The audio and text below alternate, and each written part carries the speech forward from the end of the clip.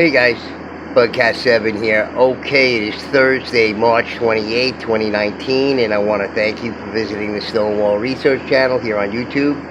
Thank you very much. I really appreciate it. Okay guys, well, I continue to read in this book by Charles C. Mann, 1491. And it's a very interesting book, and it's just a whole different take on what was going on here in the Americas before Columbus actually set foot here. And those in the alternative research community already know that the Chinese were here and the Vikings were here, and any number of other people, the Phoenicians, everybody's proposed somebody or else or whatever, but I mean, it could be all of the above, and the Americas was something that was just well known to ancient people, and the whole narrative about Columbus was part of the, revisionist history, that, we are taught in, our brainwashing academies. So, I just want to go over a little bit of the book. And if you don't know anything about the book, I think I'll read, just a short sort of review of the book done by somebody on Steam It here, this fella, Beaker, or whatever. And he's done an article on this, and it adequately sums up the book, I guess. And so let me just read it to you. We'll go over some other things because it's all relative, okay? The chapters that I'm up to, the part of the book I'm up to, is Numbers from Nowhere, and it's about the numbers of peoples that were, originally here in the Americas, whereas, when the explorers were here, it was just teeming with people, and by the time the Mayflower got here, all these people had been killed by disease, by brutality, or whatever, but these people were just gone. And but when the explorers were first here, it was just teeming with people. And this is related to my work among the stone walls in the Northeast. For example, here's New Hampshire, and you can see all the stone walls in these pinkish glowing areas here. If you go in on it, you can see more of it. And, many of them are along the river, riverways, the river banks, near waterways, not so much near the coast, but there are walls close to the coast, but not in heavy concentrations like you'll find inland here. And it just suggests, like I propose, that most of the stone walls are built by these archaic Aboriginal peoples, the ancestors of the native peoples, okay? And the stone walls built by colonists and settlers are in a smaller percentage range, okay? I reminded them of their country. They built the stone walls, I mean, it's all part of the story, but it's, discernible when you look at it, because I've been playing around with this map here, looking at weird configurations of these walls, and you should too, and, some of these walls could have been built, the ones that were built by even, colonists and settlers could have been built by people like Kevin Gardner from, the Granite Kiss, whose family's been doing it for generations. Some of these people got paid for building stone walls, and it was Jimmy and I's contention, and now I read it in Mann's book, that all the native peoples of the Northeast, whether they be the, Algonquin or Iroquois or Pequots or, the Dean people or whoever they were, Micmac, they were all expert farmers, and they had already cleared most of the arable land. They were burning it, and they were managing it like expert agricultural, people with expert agricultural knowledge. So you could see along, the riverways here in New Hampshire, and this is incomplete. By the time they get done mapping all the stone walls in these areas, okay, it's just going to look like a convoluted mess. You're not going to be able to tell, demarcations or anything like that. It's just a very strange mishmash of things going on in here, and it really does not suggest what mainstream suggests. Okay, some walls were built by colonists and settlers, but others are just inexplicable. And this is not a complete picture. All of the walls have not been mapped. But you should go on there at the granite site there for New Hampshire and look at that stuff. Okay, let me read to this. I'll try to get through this quick. But I just want to demonstrate how many people. That's a great explanation for why there are, maybe 500,000 miles, like Barbara DeLong says, from Secrets of the Stones, of stone walls and other stone constructions in the northeastern part of North America. Maybe that's the reason why, when we look at it from the settlers and colonists, it's almost inexplicable. But if you understand that there was millions of ancient peoples living here already, of the native peoples who are here, so, then you can understand how all this stuff was constructed. And the high level of organization and the production. And, again, back to John Jensen and what he says in his work about these 7,000-year-old artificial harbors and canals that are built all up and down the east coast of the northeastern part of North America, that would support 200 to 500 million people. I mean, you got to start questioning these things. So anyway, back to this. For the people who don't know anything about it, can't get to the library, whatever it is, we'll talk about Mann's book here, 1491. New Revelations of the America Before Columbus. When dealing with the Americas before European contact, the general consensus has been a vast land that remained mostly wilderness, sparsely populated by peoples who had subsisted mainly on hunting and gathering, with overall little or no impact on their surrounding environments.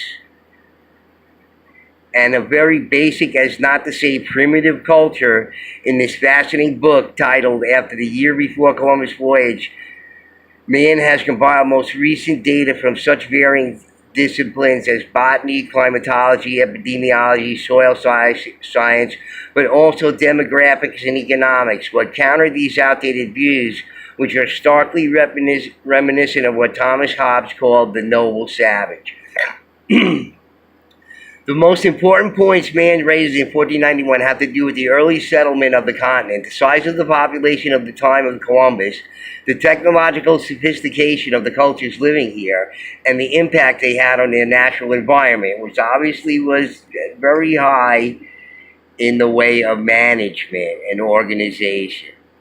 As the walls show, and how, we already know from the lady professor from Cornell University, that the Iroquois had a highly advanced, sophisticated knowledge of agriculture. They had 500-acre farms along the St. Lawrence. At the time of George Washington, sent agents up there to burn them all.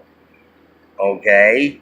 During the Revolutionary War, because the Iroquois were producing, but they were doing that all along. They not only produced for their immediate area, but they produced for all the tribes in the area. Even though all the tribes were growing, they needed supplements. So this was part of the 5 and 6, tribe agreement there. And this is what makes the Iroquois so sophisticated in their level of organization and sort of democratic a way of, dealing out the food and resources to their various members of their nation, So how many people, how long ago? These two questions seem to be the most interesting factors when assessing pre-Columbian cultures. The most commonly held general consensus estimates the arrival over the Bering Land Bridge at around 13,000 years ago, leading to the rise of the Clovis culture. However, there seems to be the cases of evidence indicating the presence of so-called Paleo-Americans way into the Pleistocene, as far as 40,000 years ago. Similarly, the number of people present on this continent when Columbus first landed has been estimated to be as low as 8 million to over 100 million people. Throughout the book, Mann cites research data supporting the notion of a higher population and longer settlement, which is interesting on its own. When looking at these numbers from the perspective of the carrying capacity of the environment, one can't help wonder at the subsistence methods employed to feed a high population. This is where the book shifts from curious to captivating. Techniques of food production. Some of the methods discussed in the book to grow a large amount of foods I've been quite familiar with. One of my favorites from living in Mexico City are the chinampas I wrote about in a previous post. They are raised islands of organic matter in the shallow waters of Lake Texcoco, made using woven reed baskets around 4 trees, planted strategically in the water and filled with essentially compost, where the food plants were planted into. What the book does not mention, though, it has been another high-density source of nutrients for the peoples living in this valley, is the harvesting of spirulina, which also grew naturally in the same lake. The fact that man omitted this, quote, superest of superfoods, unquote, only goes to show that we are collectively just scratching the surface of knowledge, suggesting more credence to the high numbers. But the Valley of Mexico is only one example of pre-Columbian genius. Other cases deal with the impressive terraces of the South American Andes and sophisticated forestry practices in eastern North America, and the creation and cultivation of terra preta in the Amazon basin. Growing soil, managing species diversity, and modifying ecosystems. With these and numerous other examples, man gives us an idea of how intensively, as well as extensively, pre-Columbian Americans maximized their food production by harnessing natural systems and processes. Terra preta, for example, is a substance that would not occur naturally in the Amazonian rainforest, where the majority of nutrients are found above the ground surface. To add fertility to the relatively poor soil, its inhabitants grew a mix of charcoal, pottery shards, bones, manure, and compost using a microbial culture to convert it back into abundant black soil. This seems like an elegant combination of reusing the waste of their culture, okay? Reusing the waste of their culture to increase the nutrient of the soil in order to grow food. Something we can certainly learn from, okay? So they're doing this kind of waste management and, reuse of waste. And everybody's wondering about how all these palaces in Europe did not have any bathrooms or anything, with all this plumbing and waterworks and all this kind of stuff, no bathrooms or whatever. And, it's because of the lessons of the more advanced civilization that was here, 20, 30, 40, 50,000 years ago, whatever culture it was, Atlantis, Hyperborea, Lemuria, who knows what, Tartaria, we don't know because we don't know what the history is, but some of these lessons may be carryovers from those times that these people were taught by their ancestors. We don't know. Just trying to find that out. Just seems like it's coming to the surface now. Not, we need to look into this further. That's it. Another amazing feat of increasing nature's abundance was the way native peoples managed the forest in North America. Far from letting them grow unchecked, they would use the trees in the most productive way for food, forage, timber, firewood. They would also control the forest by burning parts of it regularly to diminish the chance of wildfires, minimize competition with the trees present, and give animals access to roam and forage. This is how the bison was able to migrate from the plains all the way to the Atlantic coast. And the forest in Canada by first the European settlers looked like, quote, you could drive a carriage through it, unquote. Okay, and like I said, these people had already removed all the large stone from all the arable growing areas. Me and Jimmy came to that conclusion on our own.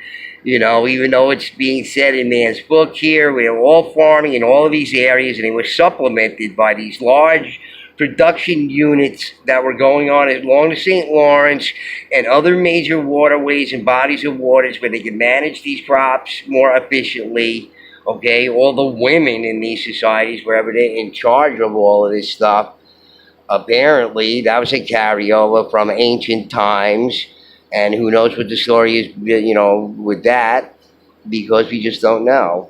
Humans as a keystone species. Without going into too much detail, I should mention that Mann's book also spends a great deal assessing the effects of European germs killing off most of the native population. Besides the obvious, such as deserted landscapes and abandoned settlements, it mentions the sudden explosion of species formerly controlled by humans, such as the passenger pigeon or the bison, or even the forest. At a later point in time, forests that were left unchecked also grew into thick densities. Okay? So the unchecked forests were growing back. It wasn't a problem with deforestation. They had this cleared land that was growing back again. If anything, they had more wood, the colonists and settlers, because of what was going on. The Indians and the native peoples had been killed off so long ago. Okay? At a later, but the forests that were left unchecked also grew into thick densities, unable to provide the amount of food they used to.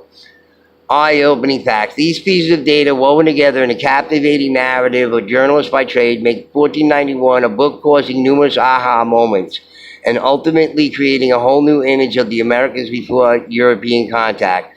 Of course, it's important to bear in mind that these theories are just that, but in the final analysis, they make a lot more sense than what we have been taught so far.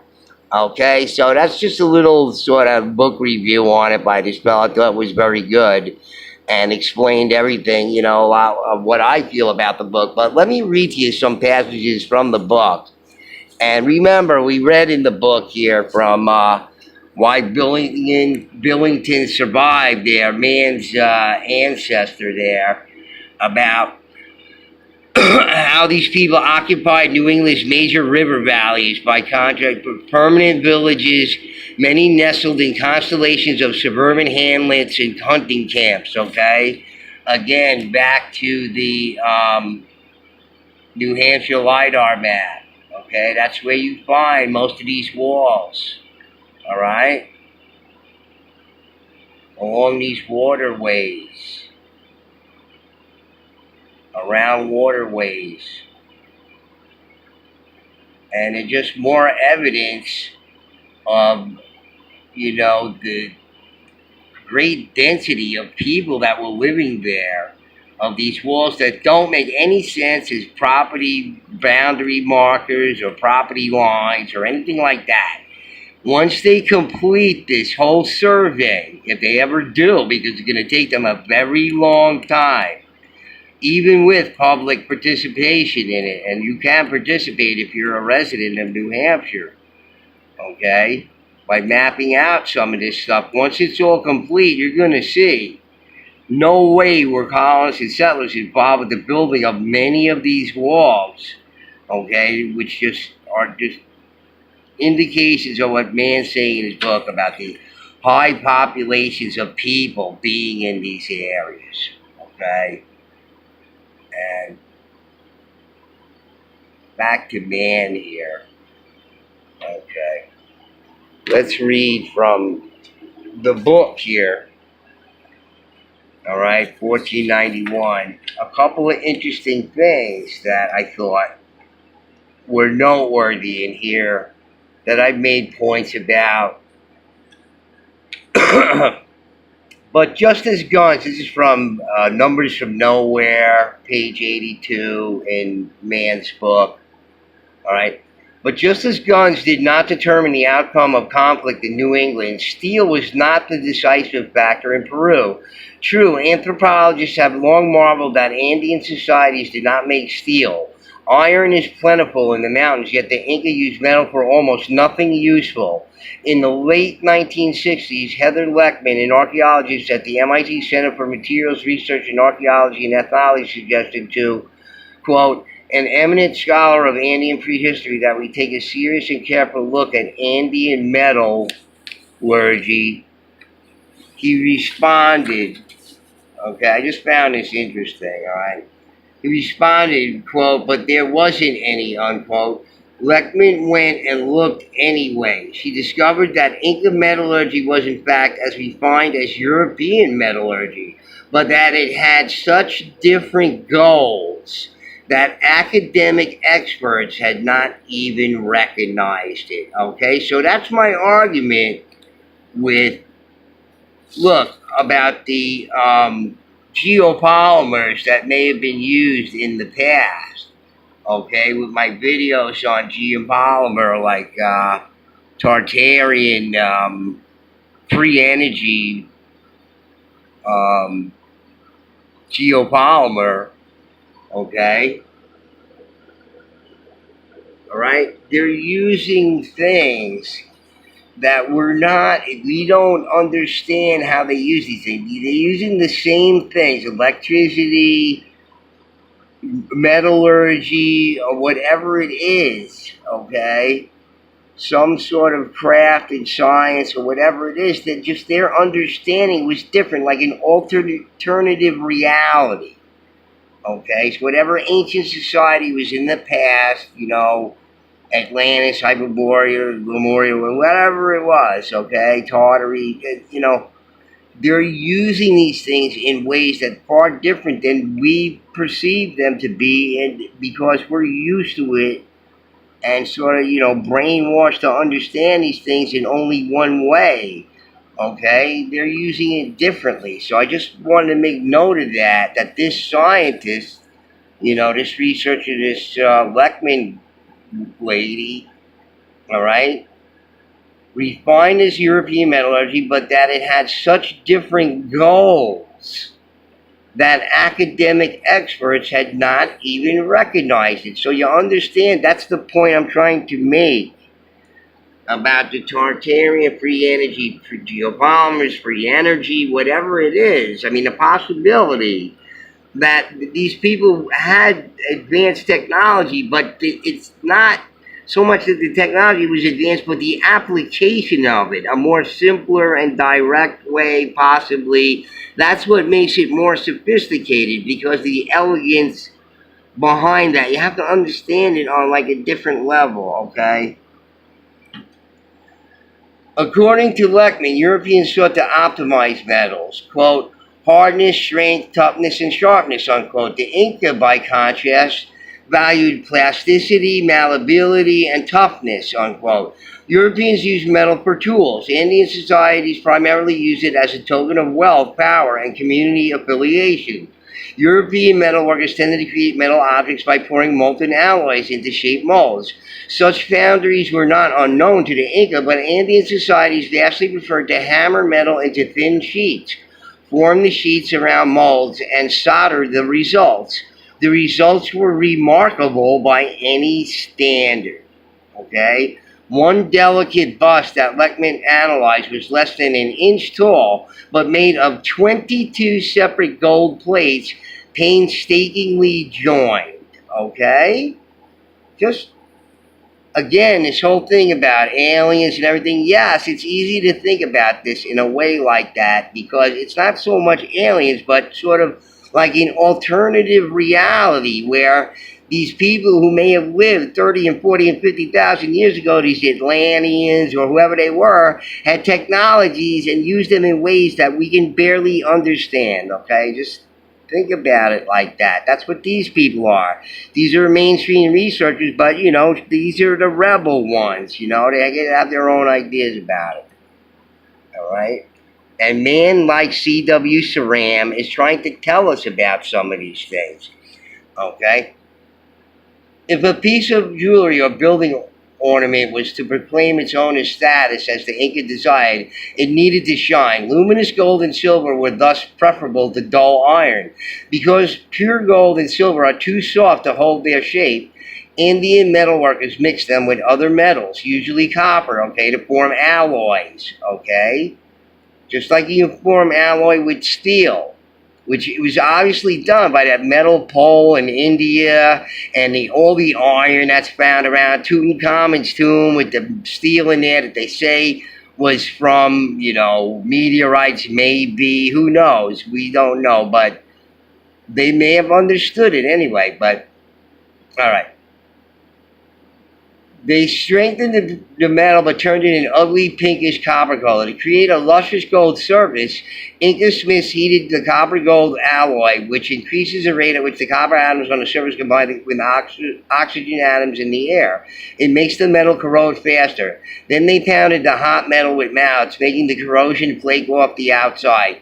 By repeating this process many times, they removed the copper atoms from the surface of the metal, creating a veneer of almost pure gold. Ultimately, the Inca ended up with strong sheets of metal that glittered in the sun. Okay, so just, their notion of metallurgy just different, or their notion of, or any people at any time in any culture that were questioning in alternative communities about whoever they were, the Egyptians, the Babylonians, the Sumerians, the Chinese, the Asians, the Tartarians. It doesn't matter who, because we don't know much about our past, because at least you understand that the Catholic Church burned just like thousands and tens of thousands of books that we'll never know. And so many cultures did this, and they were busy doing it, even in Mann's book. It says about how, some, native peoples' cultures destroyed stuff from the past because they wanted to create their own narrative that suited them. So you had people who were in the Americas destroying, codices of the past so they could write their own. So it's, it's error upon error upon error, and we're trying to decode all of this stuff, okay? So here's the part of the book. This is almost the end of the Numbers from Nowhere chapter. And just to get an idea of what Mann is talking about, let me try to get through this quickly so you can just think about it. And he's talking about Cortez. By the time Cortez came around, and they're having like philosophical discussions with some of the religious, seniors in the America, the native people's cultures there. And so let me just read this to you. Cut short by Cortez, Mexican philosophy did not have the chance to reach as far as Greek or Chinese philosophy, but surviving testimony intimates that it was well on its way. The stacks of Nahuatl manuscripts in Mexican archives depict the Tulantinimi meeting to exchange ideas and gossip, as did the Vienna Circle and the French philosophies and the Taisho period Kyoto school. Their musings of the Tinimi occurred in intellectual neighborhoods, frequently by philosophers from Brussels to Beijing. But the mix was entirely the Mexicans' own, which was the main race of the Aztecs at the time of Cortez. They were like the numerous ones of the triumvirate of peoples who actually were the Aztecs. That the Aztecs were not really the Aztecs, but an alliance of actually three peoples. All right.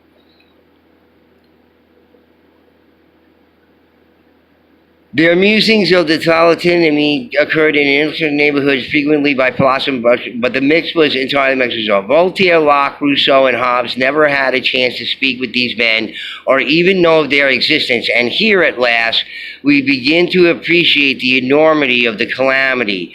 For the disintegration of Native American was a loss not just to those societies, but the human enterprise as a whole. Okay, so again, look, just to exemplify this point, in any history, right? This is an injury to everybody when we don't know our true history, okay, and what's really going on. And clarifying it is all part, it belongs to everybody. It's nobody's business, not the Alex Herdlickers of the Smithsonian of the world, to dictate what we should know and what we shouldn't know, because we're not bright enough to make anything of it, other than the intellectuals and experts. Having grown separately for millennia, the Americans were a boundless sea of novel ideas, dreams, stories, philosophies, religions, moralities, discoveries, and all the other products of the mind. Few things are more sublime or characteristically human than the cross-fertilization of cultures. The simple discovery by Europe in the existence of the Americas caused an intellectual ferment. How much grander would it have been if the tumult if the Indian societies had survived in full splendor? Okay, so yes, but who knows? That's why you have, in Roddenberry's Star Trek, their rule of the non-interference rule. Because you destroy everything, and it's all about money and greed and everything else. Okay, so here's a little depiction of 1538 of these people, the Aztecs, making these codices of smallpox epidemic was killing them all. And just more evidence of the high numbers that were there, of the people who were getting killed off by smallpox, other diseases, and later on, by the time the real colonists and settlers actually got here, most of these people were dead. Okay, here's somebody in pain from it. If these people had no resistance to these things, the Europeans obviously built up their resistance over many years. Okay. So, anyway, guys, I'm running out of time here, but, okay, let me just read quick. Yes, of course. Isn't this all just revision? Yes, of course, except that it's more like re-revisionism. The first European adventurers in the Western Hemisphere did not make careful population counts, but they repeatedly described indigenous America as a crowded, jostling place, a beehive